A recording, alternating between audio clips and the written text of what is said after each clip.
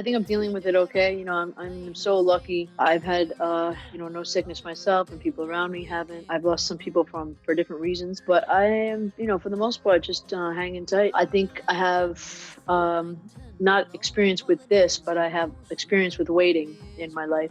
It's like, I haven't really been given everything right away, like, especially in the whole thing about like, music or whatever. I feel worse for people that were like, like artists that were brand new, that were like just about to like kind of drop their shit, or like kind of were like on the like precipice of like getting. I feel like I was able to get a foothold a bit before this happened, and so I'm grateful for that. You could like, this is the kind of thing that you could miss a whole shot, and it's awful to think about that, and I just feel like I'm just aware of that kind of stuff. So I think, I've been like kind of nonstop creative since this happened. I've been like writing a lot, and just being able to spend a lot more time on my record because I was going to be doing a lot of stuff from abroad, and back and forth and all this stuff. And I'm just, I'm going to be prepared when I get out. That's what I feel like.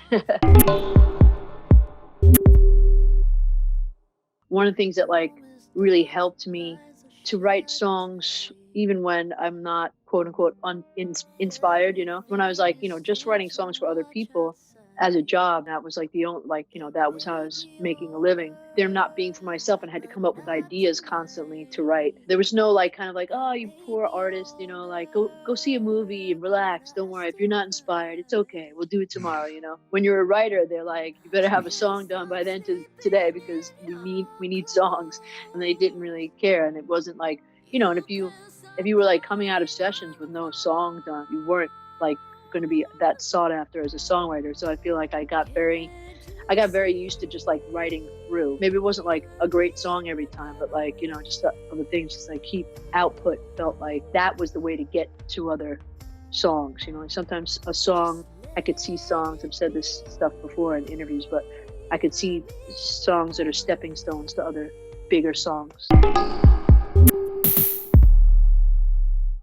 I was just on the road a lot, so I would kind of like have my producer come out or whatever, or like, my producer, another, co-writer or something like that, come out and meet me on the road. We did some of this record in Greece as well. I had a week in between shows, and it wasn't really like gonna be hours effective if I went all the way home and all the way back. So I stayed in Greece and got all this great shit. And then I was like, like I really feel inspired when I'm in different areas. And I knew this already. We'd written like When We're High in Paris on like one day off in the middle of a tour. And I just kept seeing evidence that I liked being in different environments. So I went to Cabo in Mexico for like, I don't know, like 10 days or something like that. And the El Gonzo Hotel. The studio was super dope, but it was like down under the bar in the basement, and really cool. We went there a couple of times, but we basically set up our studio in the room upstairs in one of the big rooms, and I don't know, we banged out like literally like 8 songs. I don't know if all of them will make it, but I think this was the 3rd song we wrote. I know it just felt special like right away, but they all are feeling rather special, but I think this one just felt like, I don't know, it just felt like a good first song. Darren's the creative director right now. Again, he did Heart to Mouth with me, and I feel really comfortable with him.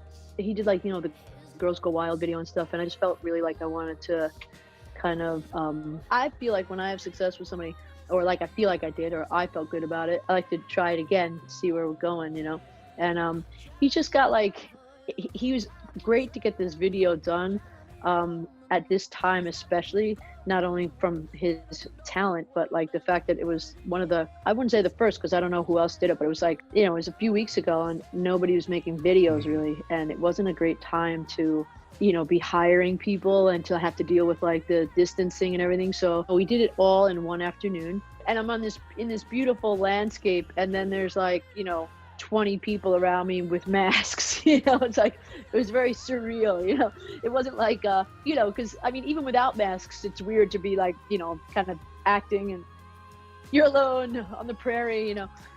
Here I am, but it's just interesting time. You had to be done very, very by the book and everything. But I think Darren really filmed the hell out of it, and it looks beautiful. I think I might not have even done this with my life if I really saw all the competition, you know what I mean? Thank God we have the technology to see this and do this. This whole thing, can you imagine like the 70s, like people not being able to tour or anything, and people like, I mean, wow. This is before videos and everything, you know, people would be like, are they alive? I hope they're alive. They'd be like scanning Rolling Stone to see if, you know, fucking Robert Plant was still alive, you know? I was like, fuck. It's pretty crazy that I can go on Instagram Live and like literally pick fans to talk to and be like, yo, what's that? It's crazy. I'm in your living room. I'm talking to you directly in your living room. Like if I could have talked to Jeff Buckley, like face to face on Instagram, you know, whatever that was back in the day, I would have been like, holy shit, look at these Zoom calls. I mean, like Zoom is like the way of life. I mean, even, you know, even the business that is going on. I know a lot of business has been halted, but man.